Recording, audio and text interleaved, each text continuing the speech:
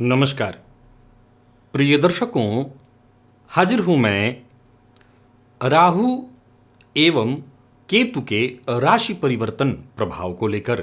30 अक्टूबर 2023 दिन में 10:32 पर राहु और केतु अपनी वर्तमान क्रमशः मेष और तुला राशि को छोड़कर मीन और कन्या राशि में प्रवेश करने जा रहे हैं, जहां की वो 18 मई 2025 तक रहेंगे और इसके पश्चात राहु और केतु का संचरण कुंभ और सिंह राशि में प्रारंभ होगा।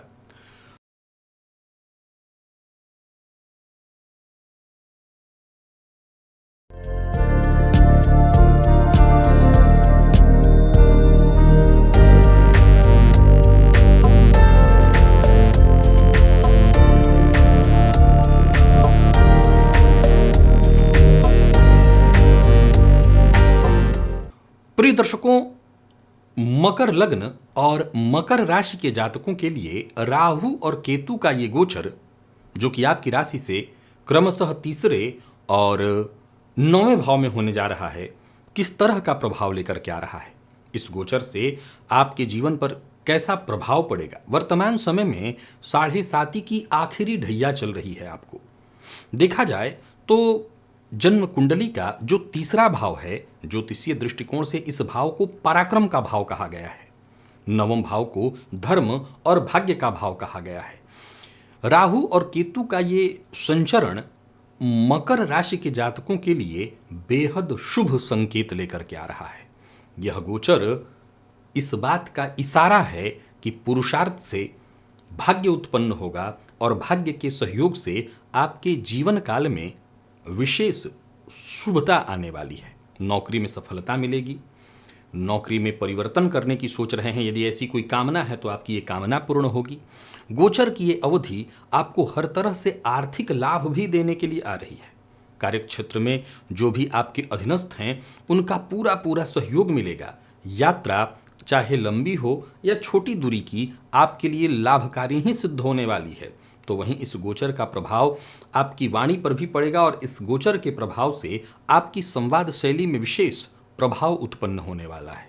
भाग्य के सहयोग से इस गोचर काल के दौरान समाज में मान सम्मान में वृद्धि, नौकरी में विशेष सफलता, दोस्तों से सहयोग, यूं समझ लीजिए कि भाग्य आपका पूरा पूरा सहयोग करने के लिए तैयार है। बस आपको साहस और मनोबल को मजबूत करने के लिए, अपने करियर में आगे बढ़ने के लिए प्रयासरत हो जाना चाहिए। विदेश गमन के लिए यदि प्रयत्नशील हैं तो समझ लीजिए कि योजना आपको बना लेनी चाहिए। यह गोचर आपको हर तरह से सफलता देने के लिए आ रहा है। प्रिय दर्शकों, जैसा कि आप जानते हैं, राहु को तीसरे भाव का कारक ग्रह माना गया है। निसंदेह वर्तमान समय में मकर राशि के और मकर लग्न के जातकों के लिए देखें तो 7.5 की आखिरी ढैया चल रही है। शनिदेव इस समय आपकी राशि से दूसरे भाव में कुंभ राशि में संचरण कर रहे हैं। अब राहु, जो कि तीसरे भाव में कारक होकर के आपके पराक्रम में वृद्धि करेंगे, पुरुषार्थ में वृद्धि से आपको समाज में मान सम्मान सब कुछ प्राप्त होगा।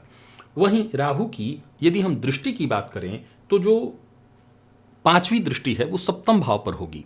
सप्तम भाव पर राहु की दृष्टि से कहीं ना कहीं थोड़ी परेशानी की स्थिति उत्पन्न होगी। दाम्पत्य जीवन में मतभेद, जीवन साथी के स्वास्थ्य में परेशानी, और वो परेशानी कैसी, तो हड्डियों में नसों से संबंधित, जोड़ों से संबंधित दर्द की शिकायत।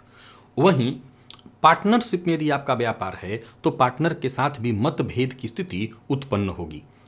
परंतु ये बात ध्यान रखिए कि राहु यहां पर कारक हैं, अतः चाहे वो दाम्पत्य संबंध की बात हो, व्यापारिक संबंध की बात हो, मतभेद होगा, संबंध पूरी तरह से विच्छेद नहीं होगा, मतभेद की संभावना है।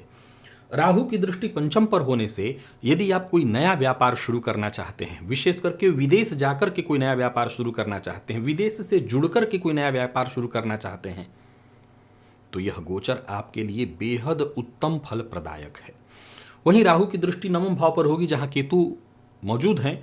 तो राहु कोई धार्मिक ग्रह नहीं है और धर्म में कोई रुचि जागृत कराने वाला ग्रह नहीं है, परंतु जन्म कुंडली का जो नवा भाव है वो भाग्य का भाव है, और गौर करिए तो भाग्य के सामने ही पुरुषार्थ का होना इस बात की सूचना है कि भाग्य का निर्माण ही हमें हमारे जीवन में हमारे पुरुषार्थ से होता है। तो आपके पुरुषार्थ में जितनी वृद्धि होगी, यूं समझ लीजिए कि पुरुषार्थ में वृद्धि से आपके भाग्य में वृद्धि होगी। पिता का सम्मान करिएगा। इस गोचर काल के दौरान पिता से मतभेद होना, पिता के साथ यदि आपका काम है तो व्यर्थ की परेशानियां उत्पन्न हो जाना।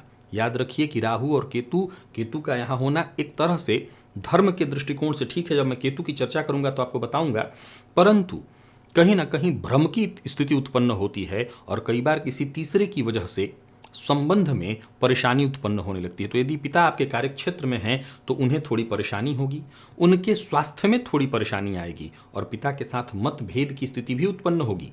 इस बात को लेकर के जरा सचेत रहना है। वहीं राहु की नीच दृष्टि लाभ भाव पर होगी, लेकिन इससे कोई ज्यादा फर्क नहीं पड़ेगा। लाभ के रास्ते बनेंगे। अब मैं ये जरूर कह सकता हूं कि वो सन्मार्ग ही होंगे, ये तो जरूरी नहीं है। हाँ, ये जरूरी है कि लाभ के रास्ते बनेंगे अवश्य, धनागमन होगा अवश्य, ये तय जानिए। राहु तृतीय भाव में बैठे हैं तो यहाँ की कारक ग्रह हैं। फलतः चूंकि ये बात कभी मत भूलिए कि शनिवत राहु और राहु विच्छेदात्मक ग्रह है, तो रिश्तों पर इसका बुरा प्रभाव पड़ेगा। जैसा मैंने बताया कि जीवन साथी पार्टनरशिप में मतभेद होगा, वैसे ही तीसरे भाव से छोटे भाई बहन और 11वें भाव से बड़े भाई बहन का विचार होता है। तो चाहे वो छोटे भाई बहन हो, बड़े भाई बहन हो, जीवन साथी हो, पार्टनर हो, इनके साथ कहीं ना कहीं मतभेद की स्थिति तो अवश्य ही उत्पन्न होगी। अब यहां पर मैंने दो बातें कही थी। प्रारंभ में मैंने कहा था कि वाणी से में भी, संवाद शैली में भी प्रभाव उत्पन्न होगा। इस समय गोचर कुंडली में शनिदेव आपके लग्न और राशि से दूसरे भाव में संचरण कर रहे हैं। अब गौर करिए तो शनिदेव का दूसरे भाव में गोचर करना वाणी में थोड़ी सत्यता, थोड़ी कड़वाहट ला देता है, लेकिन तीसरे के राहु में यही तो क्षमता, यही तो शक्ति है कि जातक को ये राजनीतिज्ञ बना देते हैं। फलतः जब जैसा और तब तैसा बोलने के लिए जातक महारथी बन जाता है। तो ये आपके पक्ष में है। अब केतु की तरफ आइए। प्रिय दर्शकों, केतु का जन्म कुंडली गोचर कुंडली के नवम में होना ये निसंदेह धार्मिक गतिविधियों से जोड़ता है। मैं ये जरूर कहूंगा कि राहु के सामने ही केतु के होने के कारण केतु को भी पापग्रह की गणना में ही रखा गया है, लेकिन केतु मूलतः राहु के समान प्रभाव देने वाला ग्रह नहीं है। ये बात सदैव ध्यान रखिए कि राहु विच्छेद करता है, पर केतु मूलतः विच्छेद नहीं करता, बल्कि वो वृद्धि करता है। जब भी वो किसी स्वगृही ग्रह के साथ हो तो उसके बल में 5 गुना अधिक वृद्धि कर देता है। तो वैसे तो बुध की राशि में केतु हैं और बुध परिवर्तन 15-15 दिन पर करते रहते हैं। तो बुध की केतु का नवम भाव में आपके लग्न और राशि से होना धर्म में आपकी रुचि जागृत करेगा। ये अलग बात है कि पूर्णतः साधना तो उसे नहीं कहेंगे, हाँ धर्म में रुचि जागृत होगी, संभवतः तीर्थ यात्रा इत्यादि आप कर सकते हैं। व्यक्तित्व पर केतु की दृष्टि से एक छोटी सी परेशानी उत्पन्न होगी, क्योंकि केतु की नवीं दृष्टि पंचम भाव पर होगी। ध्यान से समझिएगा इस बात को। शनि इस समय दूसरे भाव में है, राहु तीसरे में। केतु देखेंगे आपके व्यक्तित्व को और आपके पंचम को। आपका जो लग्न है वो आपका व्यक्तित्व है और आपका पंचम आपका ज्ञान। तो आपके ज्ञान से ही आपके व्यक्तित्व की पहचान होती है। केतु की ये जो दृष्टि है कहीं ना कहीं एक भ्रम की स्थिति उत्पन्न अवश्य करेगी। अब जरा इस बात को ध्यान से समझिए। यहां बैठा केतु, मैंने कहा था धर्म में रुचि तो लाएगा, लेकिन ऐसा नहीं है कि आप साधना के पथ पर या सन्मार्ग पर सही दिशा में चलने लगेंगे। इसका एक मतलब ये भी है कि केतु की दृष्टि पंचम पर होने के चलते किसी ऐसे व्यक्ति की का सानिध्य आपको प्राप्त हो सकता है जो प्रथम दृष्टया धर्म गुरु के रूप में तो हो, लेकिन कहीं ना कहीं मार्ग भटकाने वाला भी होगा। तो जरा सचेत रहिएगा। इस गोचर काल के दौरान इस मामले में आपको सावधानी बरतनी है कि बहुत ज्यादा तांत्रिक मांत्रिक इनके चक्करों में मत पड़िएगा, नहीं तो धोखा और धन हानि दोनों की संभावना है। केतु की दृष्टि व्यक्तित्व पर होने के चलते एक और परेशानी उत्पन्न होती है, वो है अस्त व्यस्तता, आलस्य की स्थिति। मन में एकाग्रता की कमी हो जाती है, मन किसी काम में एकाग्र होकर के नहीं लग पाता। तो ये कमी भी आपके जीवन काल में आएगी, इस पर आपको ध्यान रखना होगा। फिर भी प्रिय दर्शकों, अगर पूरी तरह से राहु और केतु के इस गोचर को मकर लग्न और राशि के जातकों के लिए मैं कहूं तो इसका मूल जो निकल करके निचोड़ निकल करके आएगा वो यही कि यह गोचर 100% आपके लिए लाभप्रद है। अब जीवन है तो थोड़ा ऊपर थोड़ा नीचे होता है। यहां एक और बात, 7.5 है, लेकिन उस 7.5 से अब ज़्यादा घबराने की आवश्यकता नहीं। अब उनको तो है ही जिनकी कुंडली में चंद्रमा शनि से युक्त हैं, शनि से दृष्ट हैं।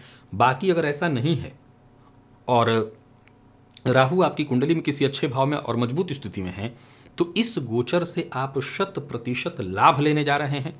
इस गोचर से जीवन में एक नया विकास का मार्ग खुलने जा रहा है।